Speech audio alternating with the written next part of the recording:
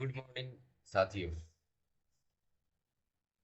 Reasoning के आज जो प्रश्न हम आपके सामने लेके आए हैं, जो आगामी कई तरह की प्रतियोगिता परीक्षा जैसे रेलवे, यूपीपी, एसएससी जीडी इत्यादि में आपको मदद पहुंचाएंगे।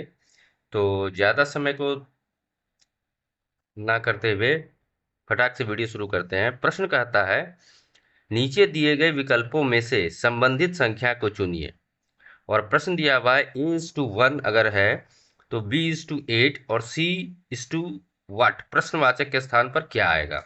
तो ऐसे प्रश्न को जिसमें कि अ, अक्षर भी हो और डिजिट भी हो, तो इसको सॉल्व करने के लिए हम क्या करेंगे। तो देखिए, ए जो है अल्फाबेट में जो संख्या है उसमें 1 नंबर पे आता है। इसका हम क्यूब करते हैं। ए का क्यूब अगर हम करेंगे तो 1 ही हो जाएगा। बी जो है ये 2 नंबर पे आता है। इसका हम क्यूब अगर करते हैं तो 2 × 2 × 2 मतलब 2 दूनी के 4, 4 दूनी के 8, जो कि यहाँ पर दिया हुआ है। तो उसी प्रकार C इक्वल टू प्रश्नवाचक के स्थान पे क्या आएगा। तो C जो है आपका तीसरे नंबर पे आता है। तो इसका अगर हम क्यूब करते हैं तो 3 × 3 × 3, 3 × 3 = 9, 9 × 3 = 27।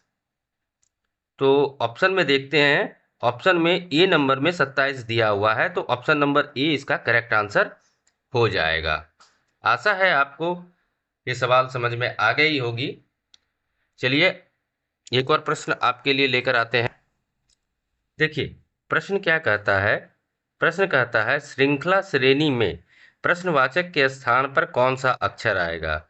इसमें देखिए A2, D2, G2, M2, मतलब 2 तो सब में आ रहा है, लेकिन ये जो अक्षर है A, D, G, M ये बदल रहा है। तो प्रश्नवाचक के स्थान पर क्या आएगा। तो ऐसे प्रश्नों को सॉल्व करने के लिए देखिए क्या करेंगे कि अल्फ़ाबेट न्यूमेरिकल में ए से डी जब आया तो इसमें +3 किया गया है। फिर डी से जी आया तो यहाँ पर भी +3 किया गया है। फिर जी से एम आया तो यहाँ पर भी +3 किया गया है। तो सेम इसी तरीके से यहाँ पर भी होगा। तो यहाँ पर जब हम +3 करेंगे तो यहाँ पर P आएगा, और 2 देख रहे हैं कि सब में आ रहा है तो 2 यहाँ पर भी आ जाएगा। तो ऑप्शन में देखते हैं, ऑप्शन में सी नंबर में दिया हुआ है P2, तो ऑप्शन नंबर सी इसका करेक्ट आंसर हो जाएगा। आशा है ये वाला रीजनिंग भी आपको समझ में आ गई होगी। तो फटाफट से वीडियो को एक लाइक, चैनल को सब्सक्राइब कर दें, साथ ही बेल आइकन को दबा दें। देखिए आपके एक लाइक से हमारा मोटिवेशन बढ़ता है और भी अच्छे अच्छे वीडियो आप तक लाने के लिए। चलिए आगे बढ़ते हैं, एक और प्रश्न आपके लिए है। तो देखिए प्रश्न क्या कहता है।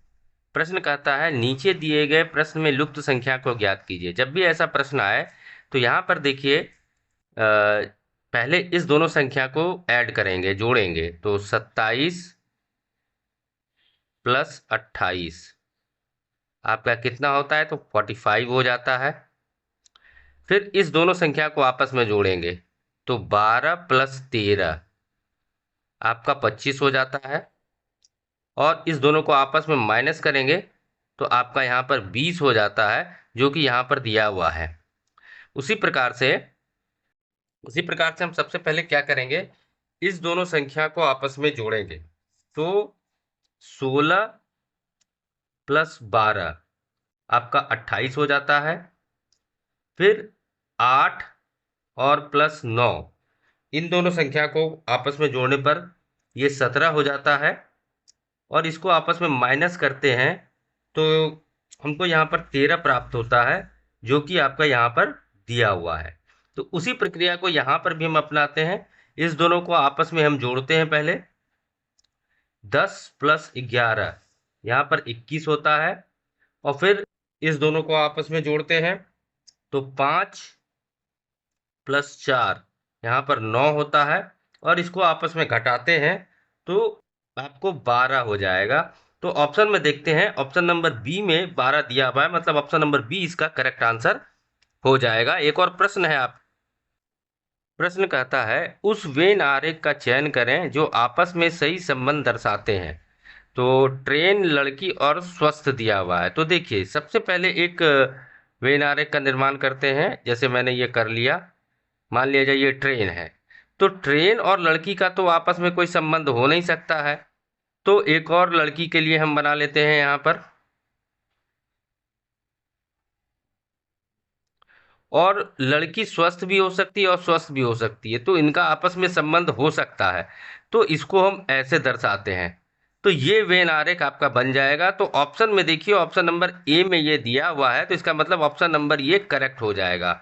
आशा है दोस्तों आपको वीडियो में बताए गए सारे रीजनिंग के सवाल ठीक से समझ में आ गए होंगे। तो जाते जाते वीडियो को एक लाइक और चैनल को सब्सक्राइब, साथ ही बेल आइकन को जरूर दबा दें, जिससे आगे आने वाली वीडियो के नोटिफिकेशन सबसे पहले आप तक पहुंच जाए और आप अपनी प्रतियोगिता परीक्षा की तैयारी अच्छे से कर सकें। धन्यवाद।